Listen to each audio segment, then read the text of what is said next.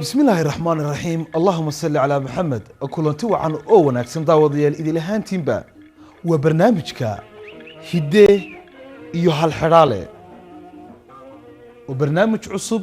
oo dhawaanta aad ka daawan doontaan telefishinka qaranka Jamhuuriyadda Soomaaliland waa barnaamij dhaqameed ku saabsan taariikhdii hiddihii iyo dhaqankii Soomaalida waa barnaamij ka kooban laba qaybood oo kala duwan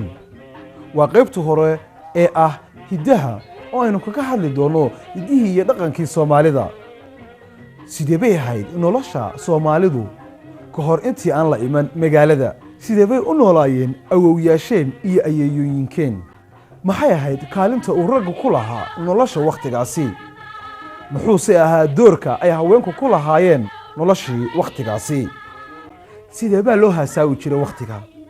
nolosha guurku nolol caynkii abay ahayd sidee buu u dhici jiray guurku dhirta sidee baynu u manaafacaadsan jirnay ama sidee baynu dhirta u isticmaali jirnay waxa kale oo aynu kaga hadli doonaa suugaanta iyo kaalintii ay waqtigaasi kaga jirtay bulshada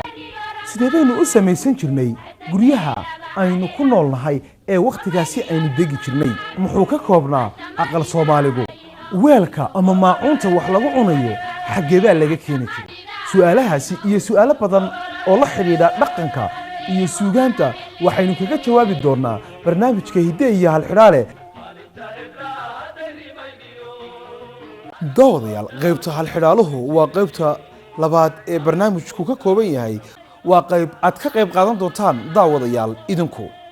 idinkoo adeegsanaya khadka taleefanka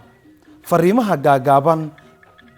ee la isku diro iyo waliba sidoo kale baraha bulshada ee ay ka mid ka yihiin Facebook, Twitter iyo Google+.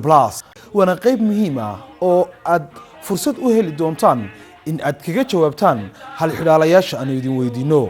sidoo kale waxa uu fursad idin siin doonaa in aad idinka laftiinu hal xiraalayaalna soo weydiisaan oo daawadayaasha kalena ay idinka jawaabaan daawadayaal ballanteenu waa barnaamijka hidde iyo hal xiraale